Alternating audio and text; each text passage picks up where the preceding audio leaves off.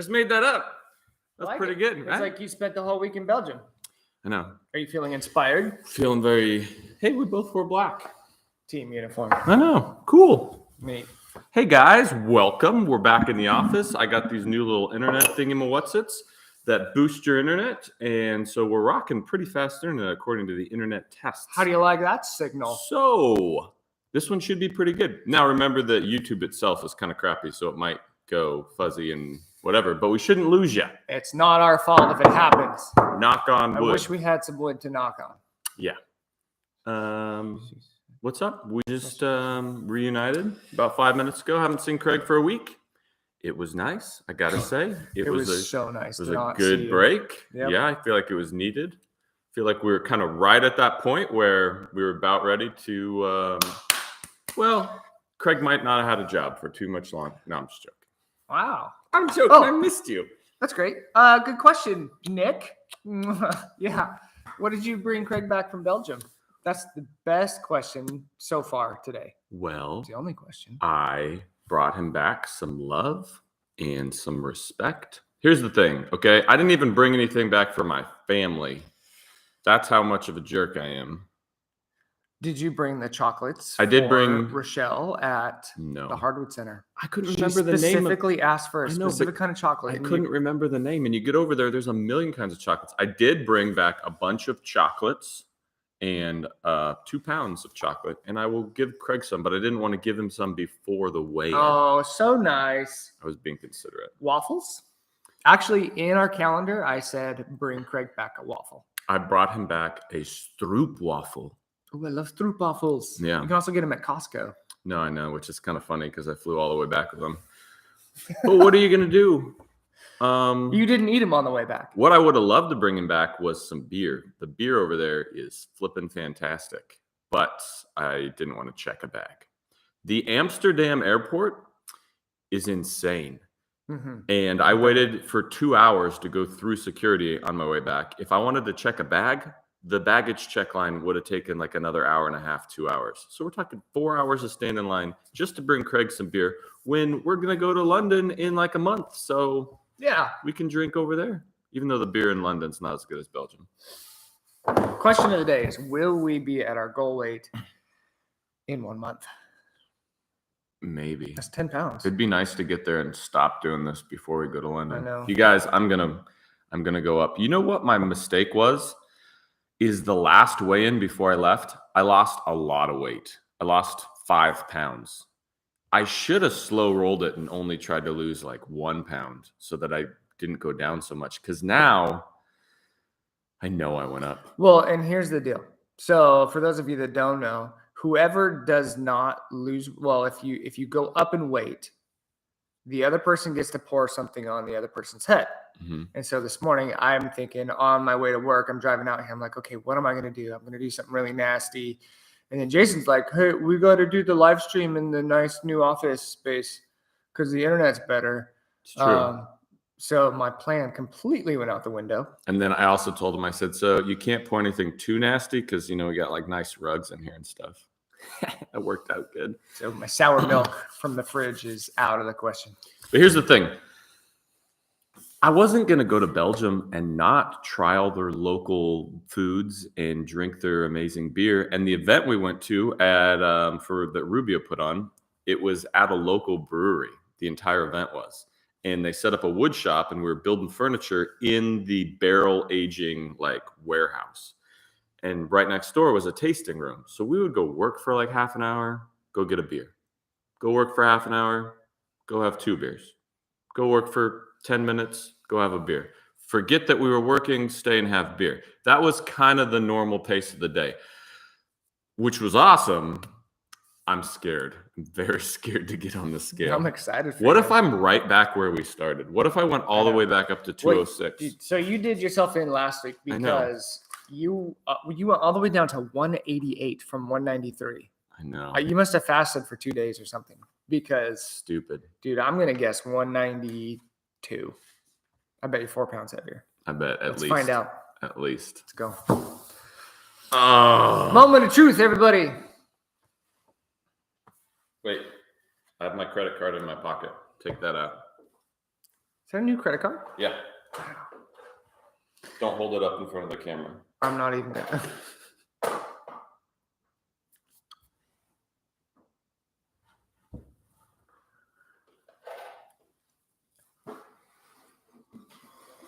Tell everybody what it is.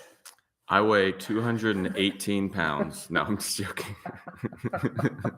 I weigh 192.6. I went up 4 pounds. All that hard work. But here's the cool thing. I didn't go past what I weighed the previous week before last. So I'm 192.6, but the previous week I was 193.2. So I'm still below that. So a week in Belgium drinking beer and eating horrible food, that's not too bad. What are you pouring on my head? Well, let's find out what I am. Okay, wait. Last time Craig was 191 too. He's got no excuse if he goes up. You always have so much trouble with this. Press it once. Okay, press it once. Okay, now step on.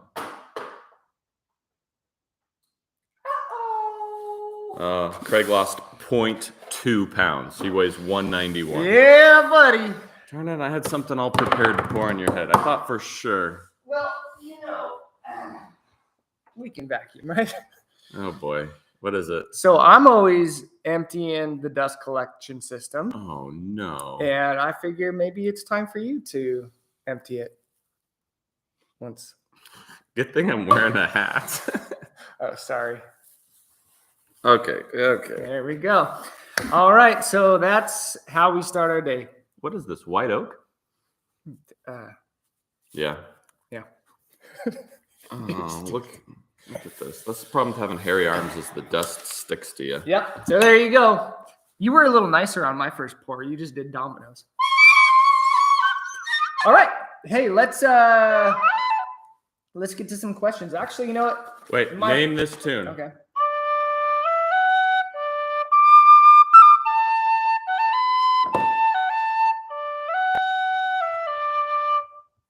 Anybody? No? That was part of the theme song from Rudy. Dances with Wolves. Yeah. Okay.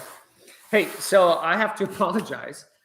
Last week, we got so excited being in your kitchen for some reason that I forgot to do the patron build of the week. So, Matt Harris, sorry. If you hear, Matt, we're going to do it now, okay? What are you talking like? From Boston. Maybe Matt's from Boston. Okay, so Matt built a 16-foot monster. Look at that thing. Whoa. So this is for his dining room, built-in cabinets. Wow. Finished with Renner 765. Mm-hmm. A Graco X5. Greco. Tech Greco. Oh, see, I have kids. I have car seats. It's Graco for me. I'm pretty sure it's Greco, right? It might be. No? Tech. 380 fine finish gun and gold fine finish tips. So I'll get you the. What did the? Is there a final picture? There is a final picture. Doesn't do us much good without Somewhere. a final picture. There's a final picture. Craig lost it. I lost it, but It's okay. here's this little faces. There's the process. Where'd it All right. go? I don't know. I'm gonna look for it on my phone. I got it on my phone. What's his name? Matt. It looks good, man. He says, "Yeah, baby, that's my project." I see a few things right off the bat that I'm just going to throw out there as things you might think about for next time, okay? Number one, if you know me at all, you know I frickin' hate side mount drawer slides. Now, I know this might have been a money thing. You didn't want to spend the money.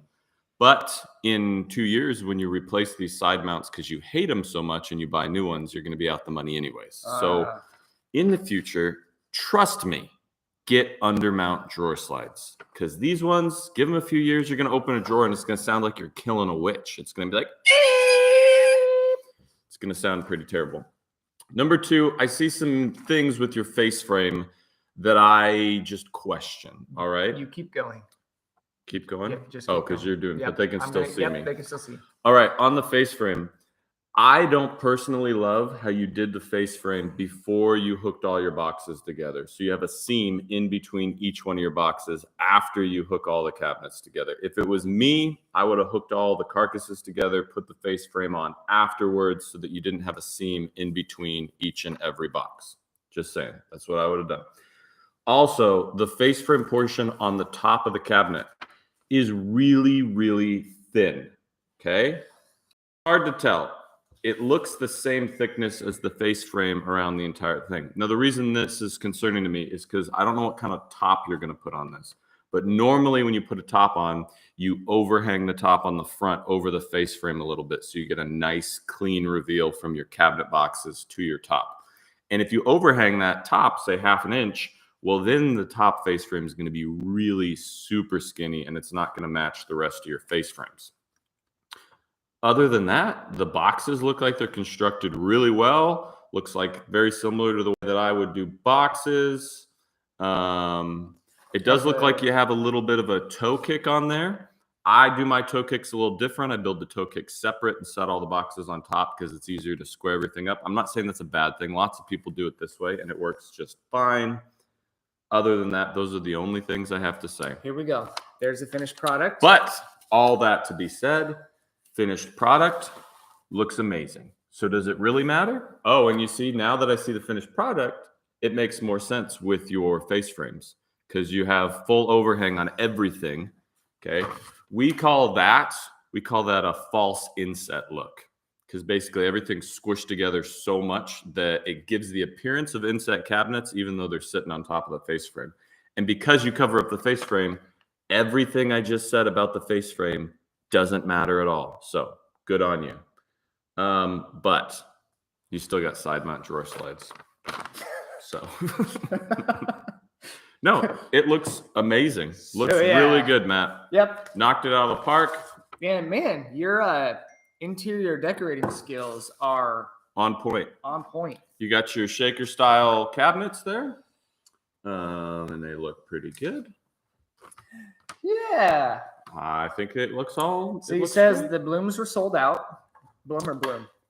Bloom. That's you know, were they sold out? Did you check Rockler? Because last time I checked, Rockler's all in stock again on the drawer slides. Just saying. And you can use coupon code. No, I'm just joking. I don't have a coupon code for Rockler.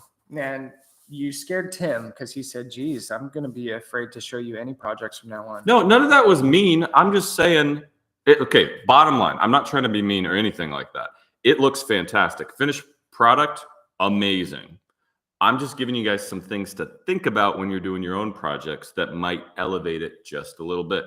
If he hadn't done full overhang for his drawer faces and he just did a little bit of an overhang and you could see that seam, that's where it's like, oh, it could look a little better. But the way he did it is perfectly fine because you don't see the face frame at all. Yeah. So, okay. It's more of a frameless look, kind of a European style, which I like. Man, I got sawdust flipping everywhere. I only had dominoes to deal with. You know, the good news is, though, now next week's going to be easy to lose weight because I'm up so high. That's true. Yep. Yeah. I'm just, I'm slow and steady, just doing the sad thing is I bumped back above Craig again. You're like the sporadic. I haven't been up until this week. I've been like this. Yeah. Hey, Matt, great job. Seriously, Thanks Matt. for sending that in. Well done. Yes, it looks really, really good. You can come build and your built-in. Your paint job looks fantastic. So well done on that. Painting is by far the hardest part to get it to look nice and get that nice glossy sheen. There's a couple other detailed photos of painting the process that he put up. I'll throw them up there. It looks really, really good. Very, very well done. You can come build built-ins in my kitchen anytime. Yeah, mine too. I'm tired of building built-ins. My boss will build built-ins for me. Yeah. Should we have a little drink? Sure. Yeah, we got some questions to answer too. Okay. Well, you organize the questions. Okay. Sawdust in our glasses. Oh, no. I thought we'd go back to whiskey this week. Specifically, since I was traveling, across the pond, I thought let's do a whiskey from across the pond. Fun fact, I asked everybody I talked to in Belgium. Nobody could really tell me if Belgium has a liquor that they're known for. Apparently there's some liqueur thing, but nobody really was like, oh, this is our liquor. So Belgium, get your stuff together and start making whiskey. Dude, they know their lane. Beer. beer. They're good at their beer. Yep. But how Staying good would late. it be if somebody took all those beer barrels that they're aging beer in and started aging whiskey in the beer barrels? That would be good. So we're going a Yep. little farther north to Scotland, and we're doing an Oban Little Bay. This Little is Bay. single malt Scotch whiskey. It's from the West Highland Coastal Malt. This is a small cask, so it's about a quarter of the size of a normal cask. And we're going to taste it. I think Craig will like this because it's not going to be crazy Because it doesn't smoky. taste like a Band-Aid. Yeah, it's not going to be as smoky. It's still pretty peaty, but It smells good. it does smell good. So that's the bottle there. As you can see, I've already drank quite a bit of this one. I told Craig I got to go to the liquor store and we got to get some more whiskeys because we're scraping the bottom of the barrel. Put your suggestions down there. Tell us what to get. Yeah, tell us what to try and we'll order a bunch online. Give us your favorite whiskeys. Pretty much like the ones behind you, Jason. I think he's talking about yeah. you've drinking all of them. No. He's talking about the cabinet drawer faces. I think he's talking about the bottle that's empty. Oh, Pretty much like well, that one's empty. All those are mostly empty. Except, yeah. That's really good. That is really good. That's really I good. think, doesn't this taste a lot like it's got a very honey flavor? Yep. Very honey-y. Honey-esque. Honey-esque. But see, a Scotch like this, I can totally Get sip behind. on this and I can get behind this. It's the ones that taste like a freaking rubber band. I just can't do it. Those are my favorite ones. Well, remind me to buy you a box of latex for Christmas. I don't need a box of latex. I got the old snipperoo, so I'm good to go.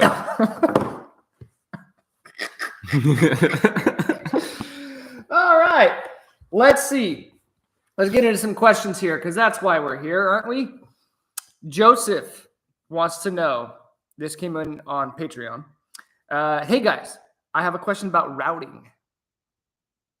What's your routing number? Different kind of routing. 0659321. Should I have a different speed router for hardwood than softwood? He made templates for his things, but still blew out everything. All right, I'm probably going to butcher this explanation because there's a lot of science involved, and sometimes my brain doesn't work very well in that. The speed of your router doesn't matter whether or not you're using it on hardwood or softwood. Where the speed comes into play is the size of the bit that you're putting in the router, okay? So let me explain. Let's say that this phone is your router bit and you have your shank in the middle here, right? Now, the shank is in your collet and it's going to spin at a certain RPM, rotations per minute, okay?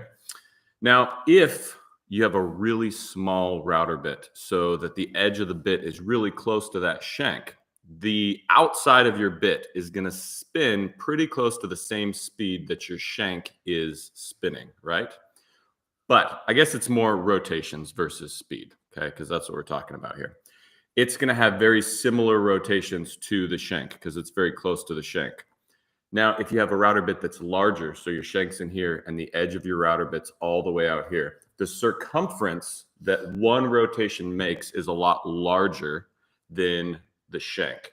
So even though it's spinning at the same speed, the rotations per minute is less on a bigger bit because it's wider, so it takes longer for the outside of the bit to make a full rotation. Because let's say that the circumference of a small bit is, I'm just going to throw an easy number out there, 1 inch, right? So in order for it to spin around, it's got to complete a 1 inch circumference in, let's say it does 1 rotation per minute, which is totally unrealistic. But to complete 1 rotation per minute, it's got to spin 1 inch in 1 minute, right? But let's say that you have a really big bit and the circumference is 5 inches. To get the same rotations per minute, it's got to travel 5 inches instead of 1 inch. So it's got to be cranking at a higher speed to get all those rotations into 1 minute. Does that make sense? I think so. I think it's just the rotation, I don't think changes. The speed The bigger the thing, the faster it's Exactly. going, right? Exactly. The If speed you changes. have a speed on your router, let's say you have it set at a 4 and you put a tiny bit in there. Well, you're going to get more rotations per minute than if you leave it set at a 4 and you stick a bigger bit in there. You're going to get less rotations per minute because it's a bigger circumference that it has to travel to get those. Even though you're not playing around with the speed, the router bit size is going to change those Or rotations per minute. is it going to be faster on the outside? Because it has farther to travel. Exactly. So it's going to be faster on the outside.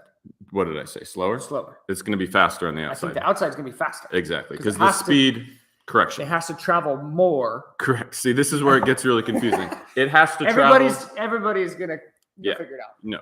Yeah. Craig is right. It has to travel faster to complete those rotations per minute. So the outside of your bit, the larger you go, it's going to get faster and faster and faster and faster and faster out on the outside of your bit. Now, what you're wanting to do is you're wanting to get a similar speed for all of your bits. So whether you put in a small one or a big one. So if you put in a honking huge bit, you're going to want to crank that speed down a little bit because by the time it gets to the outside of that router bit, it's going to be freaking flying to get all those rotations around in one thing. Does that make any sense at all? It's confusing. I think we got there. Yeah. So the difference between hardwood and softwood, should you go fast? Like, in my opinion, you want to go as slow as you can and still cut well. That's my opinion. Some people's opinion might change. Really, it's consistency is what you're looking for. Yep. Okay. So the reason they have the speed differences is so that you could have a small router bit in there and you could crank it all the way up to the highest speed. You don't want to do that with a huge router bit because you crank that thing all the way up to the highest speed. By the time it gets to the outside of that router bit, it's going to be going crazy. And things can happen really fast on a router. And I don't know, it gets pretty nuts. So the general rule of thumb, the larger the router bit, slow the speed down. The smaller the router bit, you can go a little faster. It gets a lot more in depth than that. But as I said, my scientific brain doesn't work so well all the time. Hopefully that makes some sort of sense. A lot of the time, but not all the time. Okay. Rick wants to know if there's any chance we can do a split screen, somehow digitally show people's work. I think that's a great idea. We're not technically savvy. So what he's saying is like, can we plug like a little screen in and I can pop up? I don't know if we can do that. We'd have to have YouTube. Some sort of an interface separate. We might have to go old fashioned. Yeah, I don't know if we can do that. I know you can do it. You just have to have some hardware. You know what we can do though? We can start trying to upload those pictures to Patreon right before the live. Oh, that's a good idea. And then you guys, while you're watching this, can do your own split screen because that's really easy on your computer, and you can see the pictures while you watch the thing. I always wait till a few days after, just to like. No, I know, but we could switch it and start doing it right before, so then you can look on Patreon while we're talking and see them. Scientific brain working right now. Yeah. Okay. Cool. Hey, also, I want to give a fun little tip I learned at the Rubio thing that I never knew before. I use Rubio a lot, and I thought I knew all the ins and outs of Rubio. And one question we've gotten asked before on here is there any way to make the finish with Rubio shinier? Because normally Rubio is kind of a matte finish. And this is what I learned. Now, I've already told you that you can put the universal maintenance oil on top, and that brings the sheen up quite a bit. Mm-hmm. Still true. But I was told at this conference that if you add some of the part B of the oil 1 plus 2C stuff, so the part B is the hardener, the clear goopy stuff. If you add a little bit of the hardener to the universal maintenance oil before you put that on top of your finish, it'll increase the sheen by 12 to 20% and make it even more glossy. Did not know that. Okay. So if you're looking for a glossier finish on top of Rubio, get some maintenance oil and add a little bit of the hardener to it, and it'll bump up the glossiness. Mm-hmm. Okay. Now you know. Now, can you refinish, or is that just a one coat, one and done? You can go over the top, but you can't go over the top of it with more Rubio. Once you do the maintenance oil, you got to keep putting the maintenance oil on it. You can't put more Rubio on top of the maintenance oil because it won't stick. Because the way the Rubio works is it's a molecular bond to the wood fibers.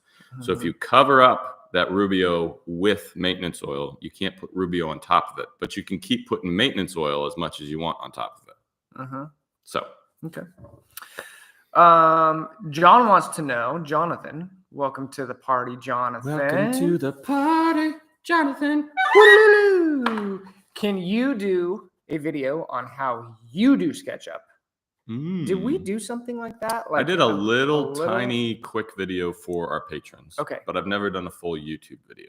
But Jonathan, so if you are looking for something, I think one of the behind the scenes things we did probably 4 months ago. Yeah, it's like a 5 or 6 minute video on all the basic tools I use on SketchUp. But let me tell you this, man. I don't know SketchUp very well, to be honest. I've used SketchUp in videos before, and I get a lot of people that are like, hey, there's a way easier way to do it than the way you're doing it. And then I kind of adapt and change. There are quite a few really good SketchUp tutorial videos out there that will explain it better than I can, because I taught myself and I'm just kind of making it work. So I think it's probably better look on YouTube and find one of those instructional videos. Yeah. Okay. All right. So Nick wants to know, other than your table saw, have you bought anything from Harbor Freight that you'd recommend? I mean, I bought a lot of things from Harbor Freight, but not tools. So I think when I was there last, they had a Reese's Fast Break bar. Oh yeah, bar. They got gum and candy bars up by the cash register. I'd buy those all day long. Well, not now because we're trying to lose weight. I'm trying to think. I don't think I have any Harbor Freight tools other than my table saw. I have a when I go to Harbor Freight, it's usually to buy things like bungee cords and ratchet straps and hooks and little. My first miter saw, Chicago Electric, and it broke about 3 months in. Yeah, but I got to tell you, I know a lot of people that have Harbor Freight tools, and it's hit or miss. Either they last for a week and then they break, or they've had them for like 15 years. So it's a little bit of a gamble, but why not? I know people that have bought the Harbor Freight spray guns for painting and honestly say they work pretty well, or the Harbor Freight like air compressors seem to be okay. I don't know a lot about that though. So yeah. Okay.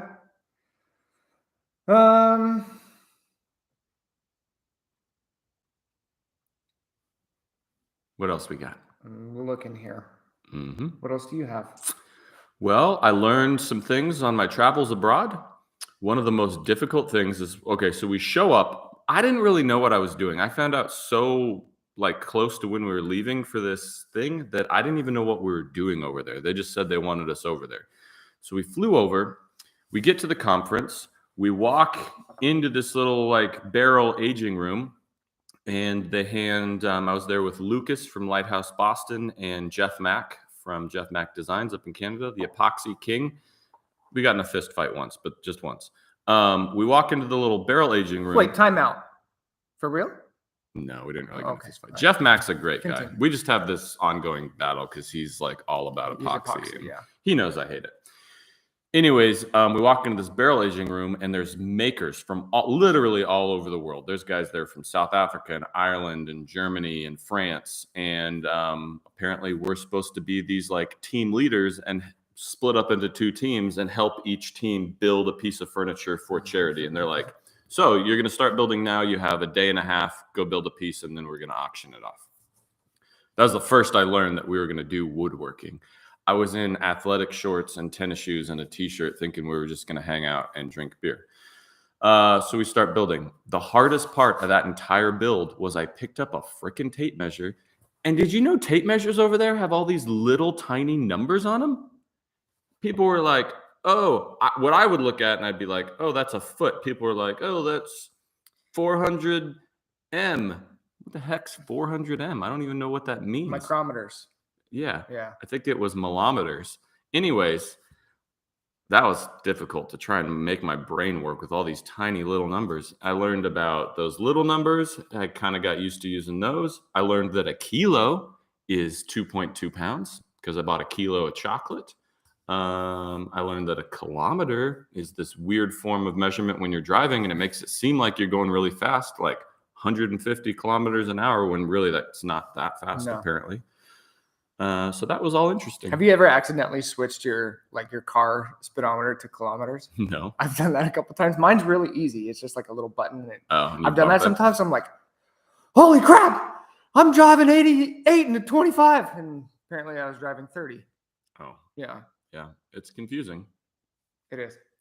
Okay. Favorite movies of all time. Favorite movies of all time. Jeremiah Johnson, Crocodile Dundee Part 2. Dundee. Sorry. That's the whiskey I started drinking. Crocodile Dundee Part 2. Part 1 is good, but Crocodile Dundee 2 is where it's at. Crocodile Dundee 3, don't even bother. It's a sham. It's horrible. But Crocodile Dundee 2, solid movie. Name any movie Part 3 that's good. That's good. Indiana Jones and The Last Crusade. One of the best in the Indiana Jones franchise. The third Star Wars movie. Return of the Jedi? Yeah. Nah. You don't like Return of the Jedi? Empire Strikes Back is where it's at. Well, I'm saying, but Return of the Jedi still holds up. Yeah. It's pretty good. That's good. Jaws 3 is not terrible. Shark Tornado. Tornado Shark 3. Sharknado. That's the one. Yeah. Yeah. Those actually got better as they went along. Yeah. Scream 3. Okay, Rocky 3. Rocky 3. Godfather 3. Okay. I stand corrected. There's some good ones, but I feel like most if you're talking Crocodile Dundee, it's number 2. Yeah. Yeah. So how did you talk to KJ about this Rubio invite? Was he jealous? I don't think so. KJ doesn't get jealous. He's such a humble, nice guy. He's probably one of the nicest guys I know. He doesn't. Jealousy doesn't suit him well. He's too nice of a guy. Yeah. But I will say that we had lots of long conversations with Rubio. Now, they do a similar build like this paired with Festool in Austin. The American branch does. And then they're doing this one in Belgium now, and it's going to be a yearly thing. And they're going to start opening it up to more makers. So there's probably going to be more information coming down the pipe in the coming months about how you could potentially throw yourself in the ring to be invited to one of these builds. It's a ton of fun. You don't have to be an amazing woodworker because they're going to have people like me there to make sure people are not cutting their fingers off. But it would be pretty cool if they open this up and more people can go to these things. So stay tuned. I'll let you know when I know. All right. Next favorite, since we're on a favorites kick. Favorite bands. Favorite bands? Besides Nickelback. Nickelback is probably one of them. No. My go-to insult is when someone's being a jerk. I'm like, well, your mom listens to Nickelback because they're that bad. I either say that or I say your mom eats pizza with a fork. Both of them are pretty good comebacks. My brother likes Nickelback. Well, your brother's an idiot. I'm not sorry. Favorite bands? What's your favorite band? No. Red Hot Chili Peppers is up there. Well, that's pretty good. I'm a big Red Hot Chili Peppers fan. Savage Garden. Mm-hmm. Well, that was like my high school age. That's a funny one. That's my high school age. You also listened to a lot of Creed, didn't you? I did back in the day. When I was learning how to play drums, I thought the Creed drummer was so good. And so I am nothing but a straightforward rock drummer. That's it. Wow. Yeah. I like Arms wide open. I'm a big Greta Van Fleet fan right now. I've been listening to a lot of Greta Van Fleet. If you don't know the band, look them up. They're pretty good. We both like Passenger. Yeah, Creed is terrible, John. I understand that now. Yeah, thank you, John. Yeah. But lately, now that I'm an adult, I listen to more mellow stuff. Like me Passenger. too. I like Passenger. I like Gregory on Isaac. Sleeping at Last is one of my favorites. I don't know if you've heard of him, but yeah, they're good. When I was in high school, I listened to a lot of hard stuff like Atreyu and Killswitch Engaged and Bleeding Through and all these As I Lay Dying, all these like really screamo bands. And I still listen to those sometimes when I need to get really pumped up. Yep. I did not, Fantine, I didn't see the Taylor Hawkins tribute concert. I probably will go back and watch it, but I didn't. Rest in peace. Who was that? Who are we drinking to? You wouldn't understand. You're not a musician. Taylor Swift? Did she die? Yeah, she died last week. Oh, Yeah. To Taylor. To Taylor. Okay. Let's see. Do you use actual 3/4 birch ply, or do you get 3/4 or even 18 millimeter birch? Most plywood that says it's 3/4 isn't quite 3/4. It's either 13/16 or it's just under. So no, I don't normally get pure 3/4 inch. Yeah, Jonathan Heron, he says his plywoods, he gets the 18 millimeter, which I guess is very close. Yeah. It's about 20 to 30 bucks cheaper per sheet. Yeah. I don't normally get full 3/4. Hey, can we build me a new longboard? A new longboard? Do you have an old longboard? I had an old longboard until 2 nights ago. Did it break? Well, we were coming back from a football game, and it was dark, and my kids left it out in the driveway. And you drove over it. I didn't drive over it. Your wife did. Uh-oh. Sounds like your wife should make you a new longboard. Send her out to the shop. I'll give her the right tools and equipment, and she can make you a new one. It's okay. A longboard would be kind of fun, though. Yeah. We should do a longboard build. Okay.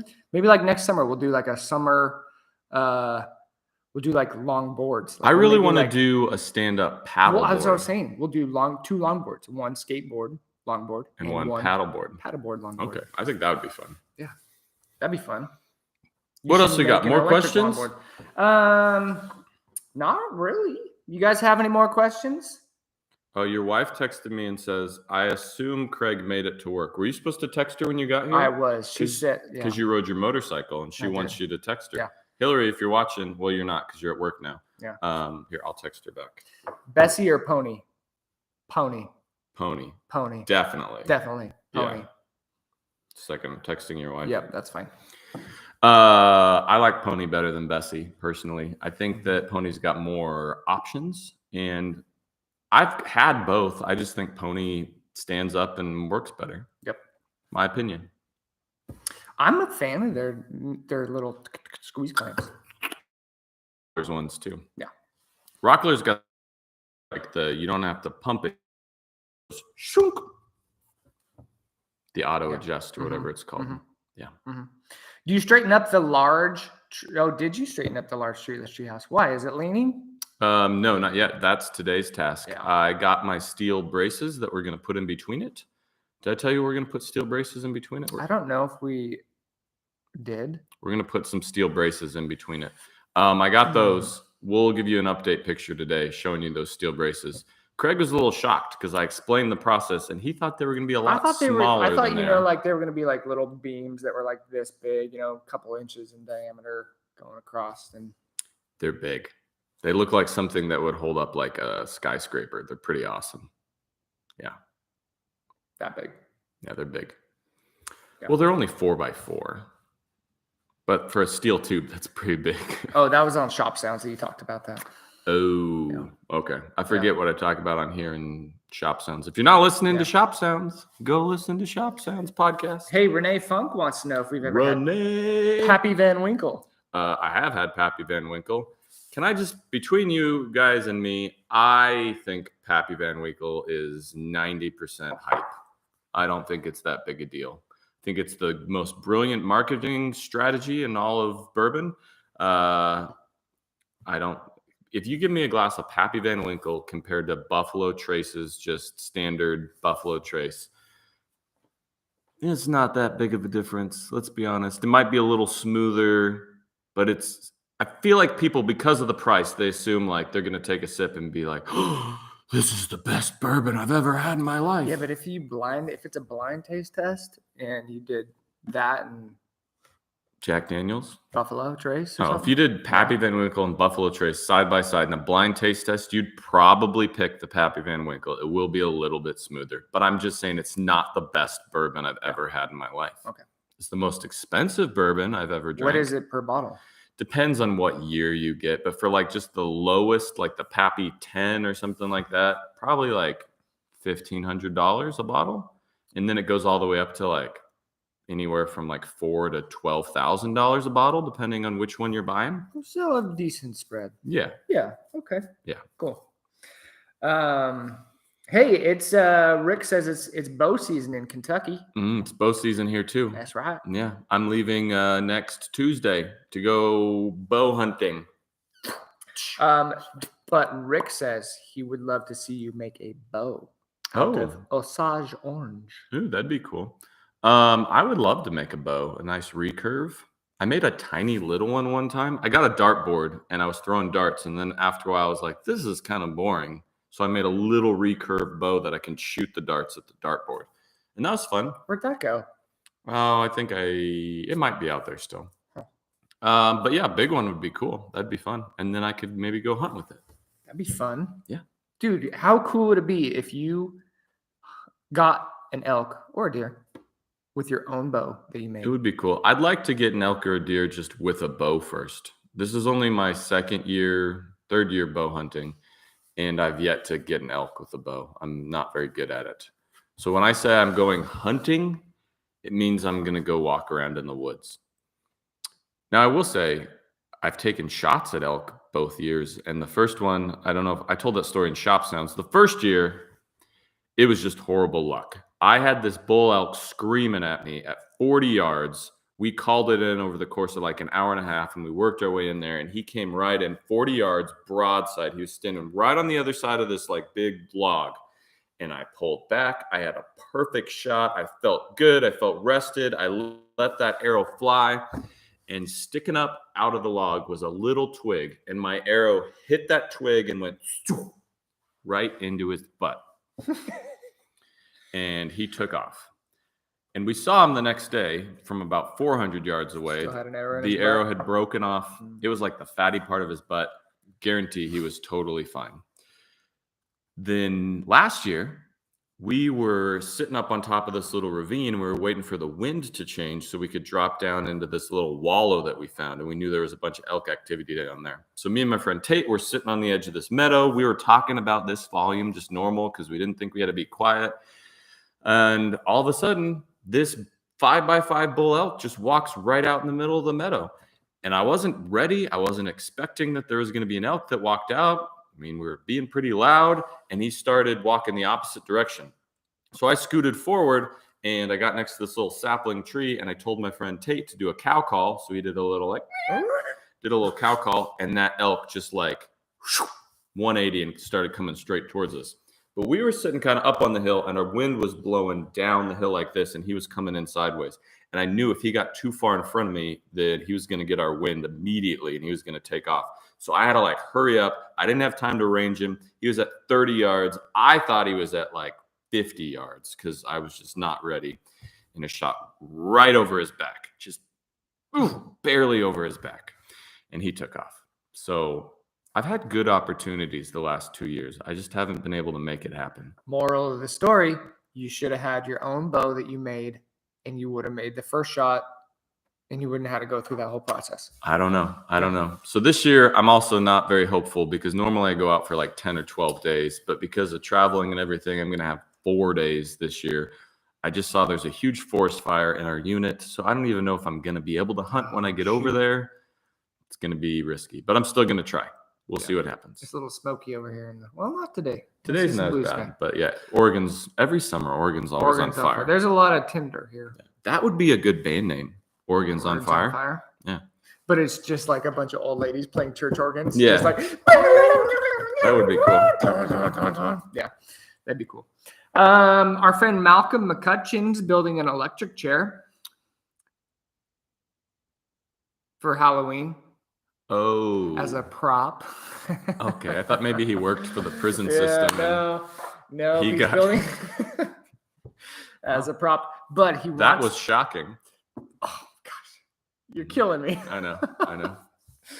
Man, this is going to be the death of me. Oh, all right. geez. He wants to be able to disassemble it for storage. So, as you should. A good electric chair comes apart. but wants it to be strong enough for people to obviously sit in so you can kill them. Will screws and butt joints be strong enough for disassembly, but also... If it were me, I would terminate those butt joints into a dadoed slot, because then it'll help it from racking side to side because it'll be locked into a dado. You don't have to glue it. You can still use screws. I would just add a dado that everything kind of clips into. It'll help you get everything aligned every year too, because it'll just, you can kind of rough fit it into those slots and then add your screws. That's how I would probably do it.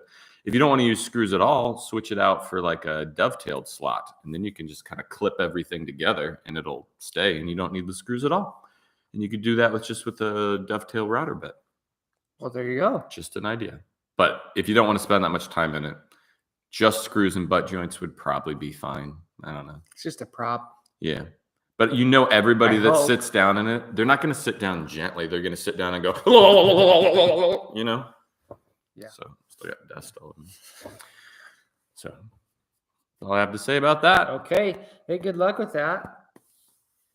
So regarding clear film finishes, you want to read this one? Go ahead. When would you choose oil over water-based?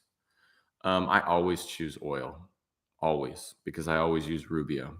And even when I'm not using Rubio, like when I did the boat, I'm using oil-based finishes on top of that. Water-based are nice because they're easy to clean up and they're probably better for the environment. Although Rubio is not bad for the environment, it's 0 VOC. I just think you lose some protection when you switch to water-based, my personal opinion. Just like if you used water-based wood fillers over alcohol-based wood fillers, they don't work as well, my opinion. Mm-hmm. So the answer is I don't really like water-based finishes. Okay. Let me just check the old Patreon page, see if any questions came through over there. If anybody has any last-minute questions. But can I say that our internet so far has been fantastic? How is it? Thumbs up? We haven't got one little notice that our connection's being lost. Buffered once. Oh, did it buffer one time? Just one time, but very, very, very short. But I blame that on YouTube and not our internet. Yeah, I would assume. Okay. But we're clear. We're not cloudy. Mm-hmm. We're happy. We're not sad. Yeah. Clean, clear, and under control. Yeah, clear Neutrogena. eyes. Oh. I thought it was clear eyes. Clear eyes, full heart, can't lose. Yeah. Friday night lights. So you'd use Rubio for drawer boxes? Yeah, I use Rubio for drawer boxes all the time. All the time. You know why, too? Because lots of people will spray their drawer boxes with like a varnish or a lacquer, but those things off-gas for quite a long time. And so you put those drawers in your piece, and then every time you open the drawer, they stink. They smell horrible, like lacquer. Rubio smells good. I love the smell of Rubio. Yeah, it smells good. And so you put it in there and it's fine. You don't have to use Rubio. You could just use Danish oil or linseed oil or something like that. But I use Rubio for drawer boxes. Works great. Okay. Yeah.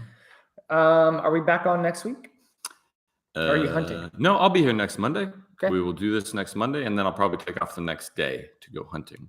This week, we're working on fixing the treehouse bridge, straightening everything out. We're going to show you exactly what happened, what caused the problems, how we're fixing it. And then once that's done, we will be ready. That thing will be rock solid, and we're going to start going vertical. Start framing this thing Even more out. vertical. Even more vertical. Even more vertical. Than we already have. Yeah. We still got to add handrails. We got to build the structure, do all the framing, windows, doors, roof, siding. Still got a lot to do, but I think the plan is though to do one more. We're going to take a break video-wise from the treehouse. Yeah, we'll probably take a video break just to mix things up. Maybe do a piece of furniture or something, and then dive back into the treehouse. Yeah. Okay, that's the plan. All right. Anything else? I don't think so. No. No. Wait. Can I finish? Can I?